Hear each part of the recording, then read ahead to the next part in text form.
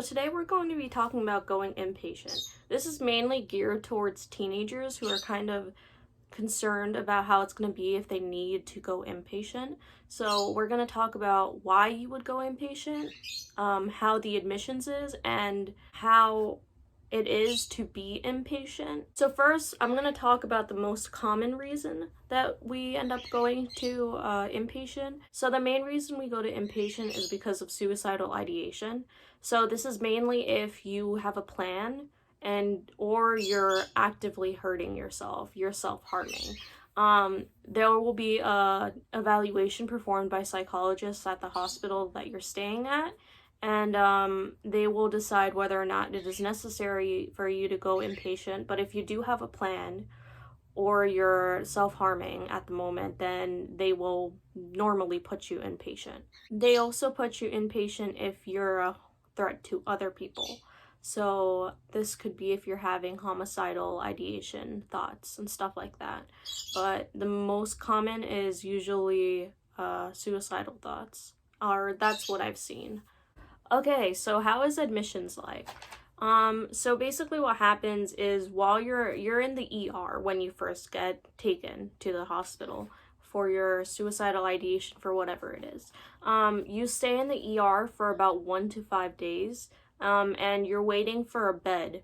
You're waiting for a bed to be admitted into the other hospital, the inpatient hospital that you're going to go to. You can be transferred at any time in the day, and you're usually taken in an ambulance to the inpatient hospital. When you are at the admissions office in the hospital that you're going inpatient, the admission actually takes like 1 to 3 hours. It takes forever.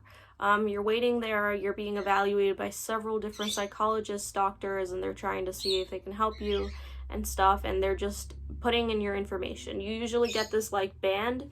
They give you like a little band that says your name on it when you first enter, and that's how they identify you for the first few days that you're there. Then you're either, when you actually are going to be transferred up to the unit that you're in, you're usually given scrubs. They're usually like blue scrubs that are made out of like this weird thin fabric. And they do this so that you don't have any strings or anything that you can hurt yourself with, or you don't have anything that could potentially harm you. Or at your hospital, they could potentially just evaluate the clothing you're wearing and see if there's anything that can harm you, and then you'll be sent up with your clothing. At the hospital I was at, they allowed you to wear your own clothing, and the only thing was that you couldn't have like laces or anything like that, which I'm going to talk about later. The things that you can't bring are abundant. So let's go through the list of things you can't bring.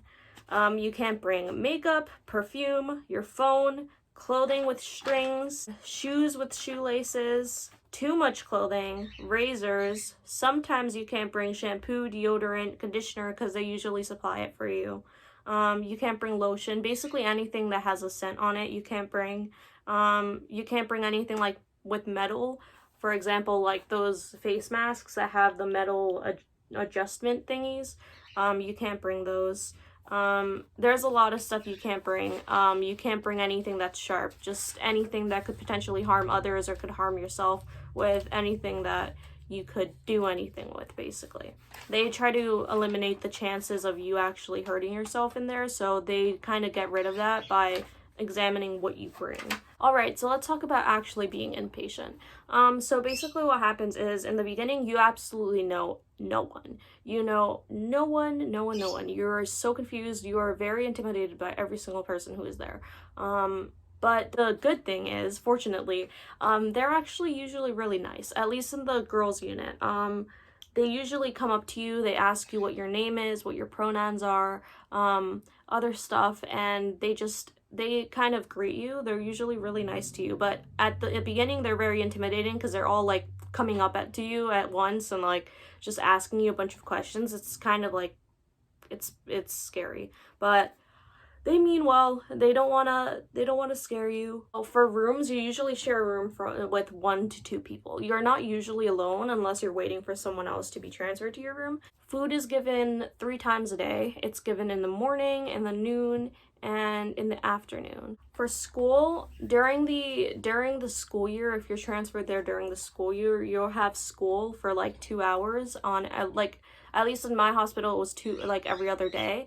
But they'll have like their own set days for that, and you'll also have time where you'll be doing homework. So um but if you're there for the summer, then they'll usually have something like vocational or like a career class where they teach you like how to find careers for you to do in the future and stuff. It's weird. It takes really long. At least in my place, it took 2 years. Oh wow. It took 2 hours for it to be over. It was very painful. Most people really just slept during it. I did too, but it was very frustrating. Things that you'll do most of the time are just playing card games. You'll color in books. You'll read. You'll do art. And watch TV. This is stuff that you'll do most of the time when you don't have these other activities, which are like scheduled therapy, recreational therapy classes, which are like art, writing, music classes, where you guys will usually do like free writing or free art, or it'll be based on a certain like theme. Usually the themes will surround like expression, self-expression, coping, and stuff like that. Oh, and you'll have a lot of free time, which is why I suggest that you bring like a coloring book or something, or some cards for card games. You can bring Uno, you can bring poker cards, you can bring any cards, like Go Fish cards, you can bring any. I brought Exploding Kittens, but it took a long time for them to approve it. That kind of sucked, but they still let me use it. It's impossible to escape, so don't even try. When we're going outside, we do go outside sometimes. Don't try to escape. It'll just put you in a bad position. Just don't. It's really impossible to escape. Just don't do it. You're there for a reason. And also, be nice to staff. Staff mean well. They don't want to hurt you. They're just trying to help you. They're trying to prevent everyone from getting hurt. They're trying to prevent you guys from getting into fights or stuff like that. They're just trying their best. Medication times are in the morning, afternoon, and at night. So mostly, like at the place that I went to, they were usually, the most important medication times were in the morning and the night. Because in the morning you'd wake up and you'd get your medication, and the night, like, you would get your medication and then you would go to sleep, go in your room.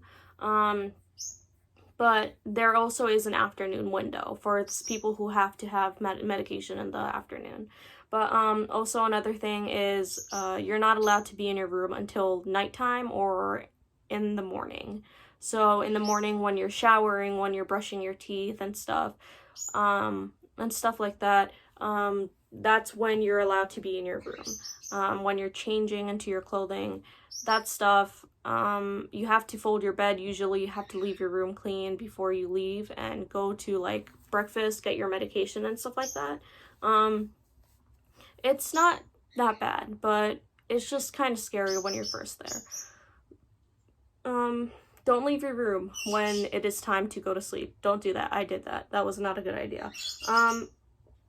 Oh, you also have scheduled therapy and family therapy, which is not the greatest because sometimes your family can be the problem. But they respect your decision to not want to talk to them usually. It's better for you to try, and if you get triggered or something by something they're saying, then just end the meeting and tell them that you're uncomfortable, and they'll usually end it for you. But what is it really like? So it is super boring, and you have so much time, which is why, again, I suggest you bring a coloring book, some cards, like anything that could possibly distract you, because you're not allowed to have any sort of technology there. There are a lot of fights, and there's a lot of getting triggered, but you have to remember that you're there for yourself, and all that matters is your own good, and that's what most people are there for. They're usually there to improve themselves. They're usually there to get over their obstacles and stuff like that. So that was what I was talking about for going inpatient for a teenager specifically, because I haven't been into the adult section. I'm 16. And yeah, so don't be scared. Don't be afraid to go inpatient. It is perfectly fine. you need it sometimes. And you know, I hope that this can help you. I'm mostly only gearing this towards the hospital that I went to, but that's kind of all I wanted to say. So this is Crystal from the Polyfragmented System, and bye!